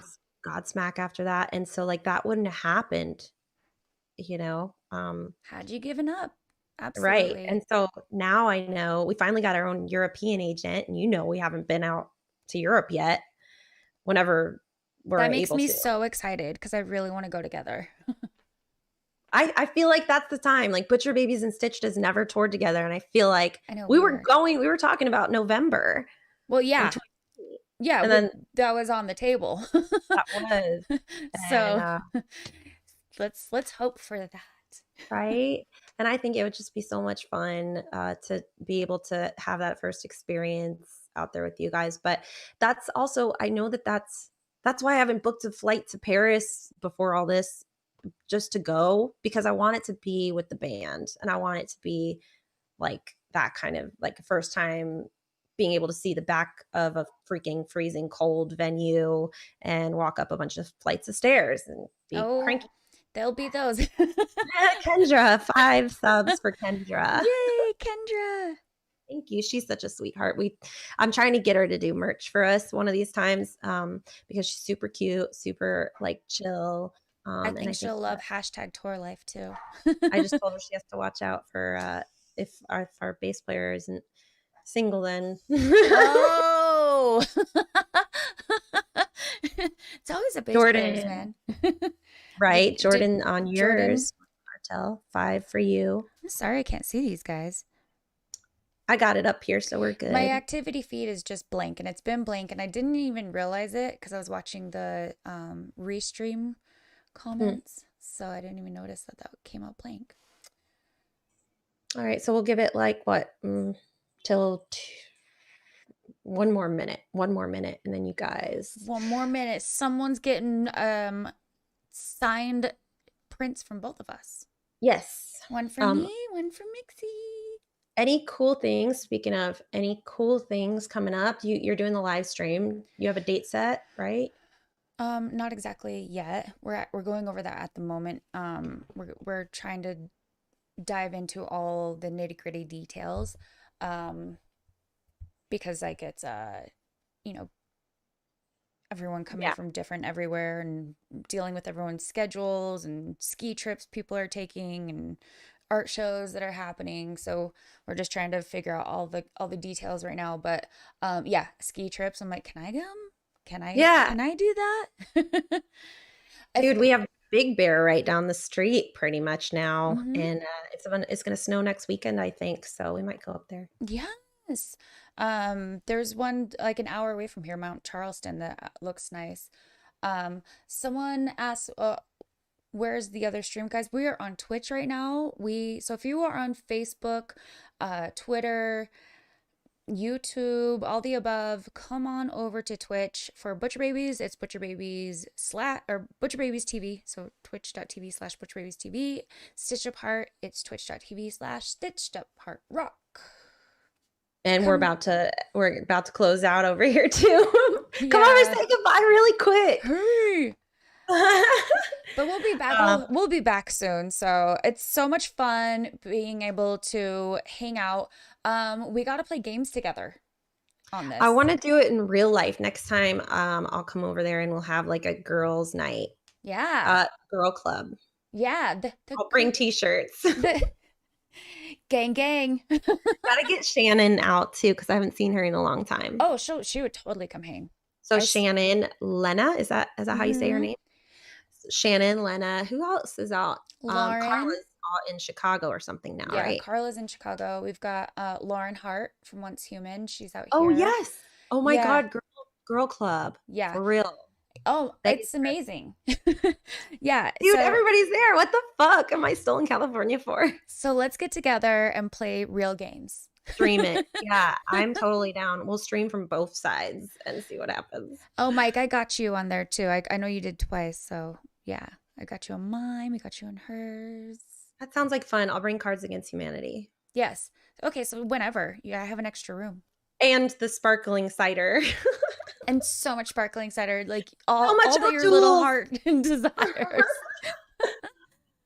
Oh, Heidi, I love you. And I'm gonna close it out over on our end with this song "Sleeping with the Enemy," which I fucking love this song. I hadn't heard it until today, and it's amazing. And Matt Good, I can hear the Butcher Matt Good mashup. Yes, it's awesome, and I love you. And you too. I'm sure Toki misses you, so I'm gonna let you have your dog. And all right, fine. Oh wait, we got to do the drawing. Oh, okay. Did we get them all? We got them all? I think everybody, yeah. Okay. I just wrote it on my phone. One sec. Let me write it on an actual paper.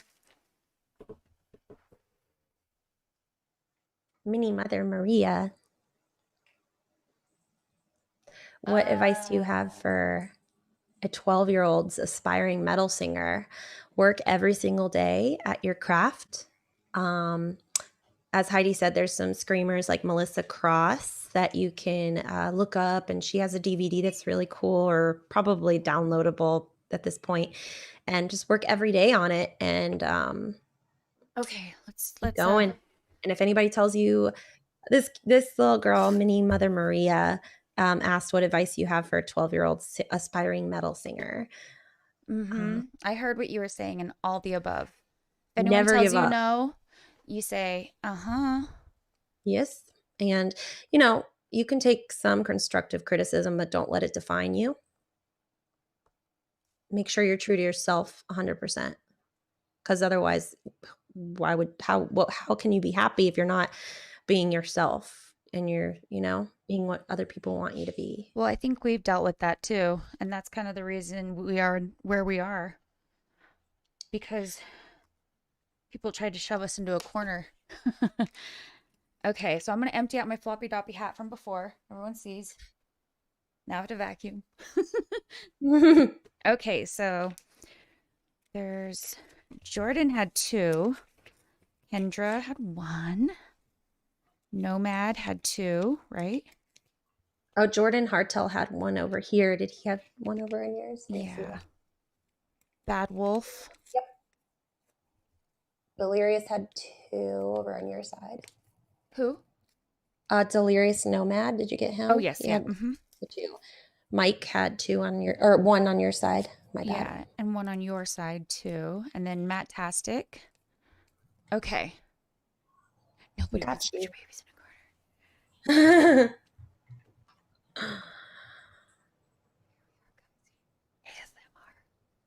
ASMR. It's Stitched Up Babies ASMR.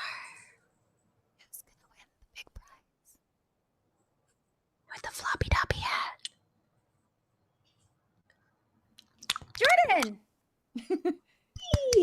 See, guys, this is Jordan. Jordan is actually in Nashville. He is studying music management and music business and stuff. Yes. So he's pretty educated. But yeah, I'll get you all his info. And thank you guys. I think I have Jordan's. Do ya? I don't know, but yeah, send it to me in case I don't, because I think I had it in a whisper before. Or Jordan, if you're here, just send me your address and your updated one or whatever. But you have his updated stuff? We have to find a picture of you and I together and sign them both. Or how can we? That'd be cool. I can find a picture of us, print it out, and send it to you, and then you can send it to Jordan and sign it. What do you think? Do you want just a separate picture or like one of me and Heidi together? I think we've got some somewhere. Got a million silly pictures. What would you prefer? Jordan. Oh, that's J.A. Sorry.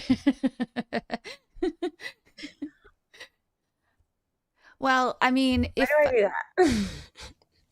We might have to. He probably had because it's late over there.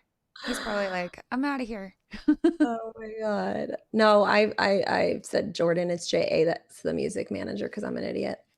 Oh yeah, because Jordan, he came to with Carla's. Jays. Why you fuck me up with the Jays? He came to Carla's birthday Zoom party. Super sweet dude. Tell Carla to text me back and schedule a stream because she missed 2. She missed another one? I just didn't even text her, and I actually had somebody else fill in because I was like, she's just like, let her do her thing. Well, she's a mom now, so mom to a teenage girl, so she's pretty busy. I don't know. Well, I've never been a mom, so I assume that it's really busy. Yeah, it's okay. I love Carla. Yeah, I just want to hang out and talk, and I was gonna read the whole book right before our interview too. Oh, her book's really good. I've heard, really, and I keep meaning to read it, and I keep fucking up. What is it called again? Death and Other Dances. It's really good. And I was there for a lot of those experiences, and she writes it kind of from like a fictional standpoint, but it's real. So you'll be able to really see the reality in it because you were around for a lot of those times too. And you probably went through a lot of the same experiences. So it's like you read it and it's almost like it's telling your story. It's really fucking cool. Today is her teenage daughter's birthday. Yes, it is. Yeah, because I was going to have her on earlier this month and then last month, and we keep getting our schedules mixed up or something. So, but tell her to text me and let's like for real plan this whenever she has time. Yeah, and if you wanted to, you could do a 3-way. Oh. A 3-way cross stream? That's so perverted, Heidi. All right. Well, on that note, we'll call it. All right, guys. All right. It's a 3-way cross stream here. Just 3 people chit-chatting. Don't get your panties in a bunch. All right. Mixi, I love you to pieces. It's so good to see you. Love you too. I was really looking forward to this. I'm glad we got to hang. I'm glad Henry was on his game on the computer stuff. I was almost like, guys, this may not work today. Get that shit working. All right. Poor guy, just dealing with my PMS. All right, guys. Bye, guys. Thank you for tuning in. Bye. And everything.